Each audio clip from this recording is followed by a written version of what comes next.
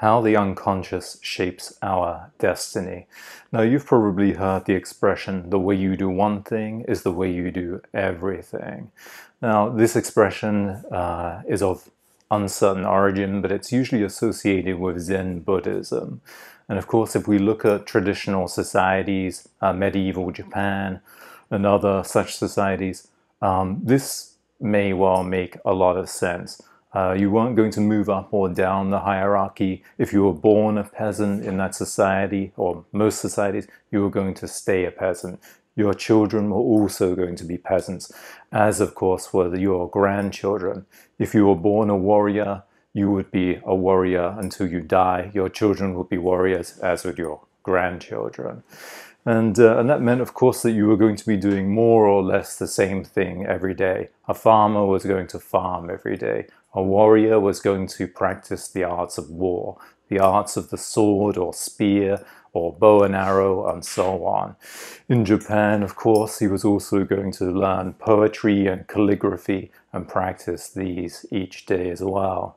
And of course, in such a society, you can practice the sword, practice martial arts, practice poetry, other things, maybe the tea ceremony, with the same kind of attitude, bringing the same attitude to it. And all of these arts or ways are seen to be interrelated. The sword is literally seen to be related to the brush of Japanese painting or Chinese painting. And again, in Kung Fu, Chinese Kung Fu, the movement of the arms is very much like the brush again. So there's a relationship there between the two. You can see that there's a definite similar style of moving as you breathe out, especially moving and exhaling. But today, if we take this saying, the way you do one thing is the way you do everything, if we take it literally, it clearly is not true. When you're at work, maybe your boss is playing politics with your job or your co-workers, or you're bored, you're definitely not going to be approaching this in the same way that you might when you're on vacation, skiing, or doing something exciting and exhilarating. You're not going to be having sex in the same way that you're driving and you're maybe stuck in a long traffic jam on a weekend or something like that. You definitely will be moving throughout your life and throughout the day with different states of consciousness. We've all heard the term altered states of consciousness, but we're also always alternating our consciousness. Sometimes we're bored, sometimes we're excited, sometimes we're relaxed, sometimes we're agitated. So this phrase, the way we do one thing is the way we do everything, is not really true today. Nevertheless, if we look at it from a much deeper perspective, maybe from the perspective of the unconscious or the collective unconscious, it is true. But we have to go to this deeper level. Now, a couple of decades ago, I came across, quite by accident actually, I came across an exhibition of Chinese art by Chinese children who were around 12 years old. Now, I should say that I was educated in drawing and painting by a Polish artist who's now actually quite successful in Europe. And he grew up in communist Poland and escaped, essentially. And the education system for artists in that country under communism, ironically, you might say, had preserved essentially the same education system from the medieval and the Renaissance painting. So you were learning very strictly life drawing from a nude model and so on, figurative art, very traditional art. And he was very much a little bit of an authoritarian, made sure we did everything by the letter. And so I had a lot of experience in that. I also had dabbled, and I would emphasize dabbled, in Japanese ink painting. So I knew from firsthand how difficult it was. When I saw this exhibition of Chinese children's artists, I was really struck by the level of sophistication and technical ability. It's very difficult to make these singular, long, smooth brushstrokes, which Chinese and Japanese art often relies on. Now, around the same time, I had also watched first-year art students at our college drawing. And what I noticed was they would hold down the piece of paper with their left hand and would draw again over and over the same line with the pencil like this, almost like they were etching into the paper or cutting into the paper or carving into it, not really drawing so much. Now, both of these approaches, one which is very swooping and smooth, and the other one which is cutting and carving down, is related to what? Well, if you think about babies, what are the first things that babies do? They put things in their mouth. Whatever they come across that's new, they put it in their mouth to test out what it is, to try and figure out what it is, which of course is why you can't leave small objects around babies because they may choke on it. But in terms of the first thing that we are educated to do with our hands, the first thing is we are educated to eat, either with a knife and fork or a spoon or with chopsticks.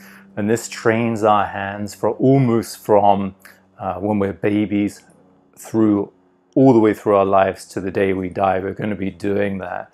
And you can see with the Chinese children, the Chinese artists, they are using the same kind of motion of the chopsticks with the paintbrush. It's the same swooping, singular gesture. And with the art students who are Western educated, they draw as if they're cutting up meat, cutting up on a plate with a knife and fork. These things not only affect our hands, they also affect a greater consciousness, how we see the world. It's not purely a physical thing, it's also a mental, even a spiritual thing. So if you take Chinese philosophy, think of the Tao Te Ching, phrase from the Tao Te Ching, those who speak do not know, those who know do not speak. Now that phrase from Lao Tzu's work, Chinese philosophy, would almost be crazy in the context of Western philosophy. Chinese philosophy is all about this sort of singular, focused, but meditative statements that in a sense put us into some kind of meditative, contemplative, relaxed state, even into a dreamlike state. These pithy statements that make us enter into this other state of consciousness. Whereas Western philosophy from Aristotle, maybe even from Plato, all the way through to modern philosophy, if there is such a thing, is all about analyzing. It's about cutting things up, dissecting them, and going over and over and over again and again, like you see with these first-year art students going over and over the same point, over and over, cutting things up and going over them, analyzing them, dissecting them. That is Western philosophy, and that is the Western mind. Now, of course, I don't want to say one is better than the other. Certainly they're different, both have strengths and both have weaknesses. In our culture, I would say that the weakness is that when you push this to an extreme, you go beyond analysis, beyond dissection, into criticism. And our culture is extremely critical, it's extremely self-critical, and really has become extremely negative. Now, we are shaped by our cultures, of course. We are shaped by small things and large things in our culture, by things that we really just take for granted. We can't even actually see them until we maybe compare our culture with another culture, Western with Chinese culture, for example. Now, of course, we are individuals, and we also have not only our cultural experiences, we have our individual experiences. What happened with our parents? What happened in our childhood at school, for example? What were our school friends like? What kind of messages do we get? What things did we fail or succeed at? These all impact us, and we tell ourselves a narrative. And the unconscious mind gets us to kind of live out a life that is coherent with this narrative that we create. And even though it may be false. And I'll just give a personal example. Now, when I was younger, in my early 20s, and before that, sadly, I had an impression of myself that I was not sporty at all. And then I took up Kung Fu, which was very, very rigorously challenging in terms of physical strength and acrobatics. And then it struck me at one point that I had actually been quite involved in sports. Certainly when I was a very small child, I played soccer after school. I wasn't very good at it, admittedly, but I did. I really enjoyed athletics, and I enjoyed rugby a lot more than any other student in my class. So this image of me as being unsporty was completely false, but I was absolutely convinced that that was the case. And it only changed when I took up an athletic, very active sport or contact sport, martial arts, kung fu. So we tell ourselves these things, and we kind of create a narrative about our past which is false. And then when we push beyond our limits or what we think our limits are, sometimes we get these things come back to us. And certainly when I've tried new things, very often I've recalled later on, oh, wait a minute, in my childhood, I did something that was actually very similar to that, maybe in an embryonic form. So these narratives, this unconscious view of ourselves, this unconscious story that we tell ourselves, the unconscious makes us act in a certain way, which isn't true, but it is informed by this kind of bias that we have about ourselves and about the world, of course. Now, to go beyond that, of course, there are many things we can do. Mostly, I would say, try new things. And by that, I don't mean go out and take drugs and try and have some kind of ecstatic experience. People who try and push themselves in that way very often just end up chasing the drug high, and it becomes a little bit pathetic, to be honest. Try new things that will be better for you, that will help you to improve yourself in some way. Read more books, exercise, physically train and work out your body, maybe take up meditation, those sorts of things. Maybe pursue a new kind of skill. Maybe it's painting, maybe it's design, maybe it's cooking. I don't know, whatever it might be that it could interest you, but do it and push yourself in this way that you become healthier, stronger, mentally fitter, and more yourself. And you'll almost certainly find that there were things in your childhood that you had forgotten about that you will now remember. And if it doesn't work out, you don't like it, you don't have to pursue it. But we really want to get beyond this very limited narrative that our unconscious mind is trying to make us live in, because we are bigger than that, certainly. And we can achieve much more than we think we can achieve. So the unconscious mind will shape our character, which shapes our destiny. But we can always break out of this prison.